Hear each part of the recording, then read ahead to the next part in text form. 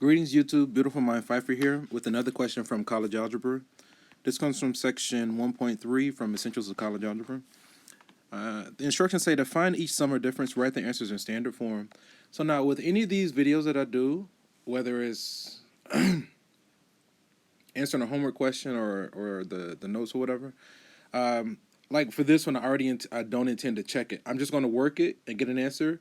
If you're my student, if I load this video and I finish with an incorrect result, like if the answer is wrong, first person to bring it to my attention, I usually give extra credit for stuff like that, right? So I'm going to do it. I'm going to introduce or kind of talk about the concept. But if it's wrong and you're my student, you're one of my current students, and you bring it to my attention and you bring me the correct result, I give extra credit for that, okay? So let's see what happens. Let's see.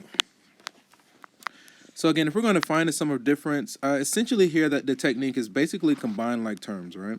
So we have these negatives in front of the parentheses, so we need to distribute the negatives. So we will distribute the negative there and here.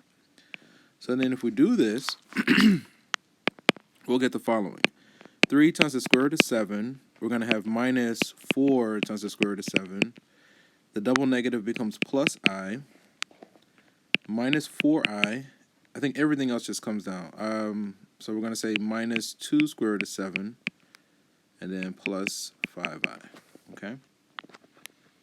So then here, if we combine like terms, now these radicals, we can combine these. So let's make them, I don't know, I'm feeling blue. That one, this one, this one.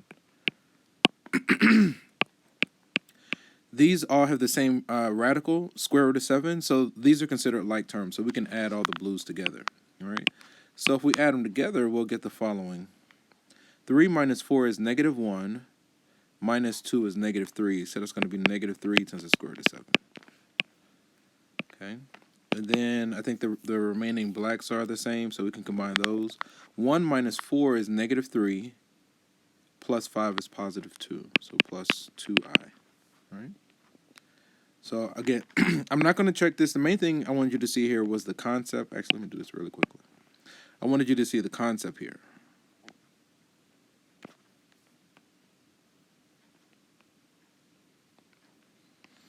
Right? So, you know, I'll leave it as an opening if it's wrong. Again, if you're one of my current students and you correct it, you're the first one to bring it to my attention.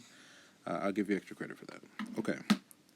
So with that, we're going to end the session here. And from one beautiful mind to another, enjoy the rest of your weekend.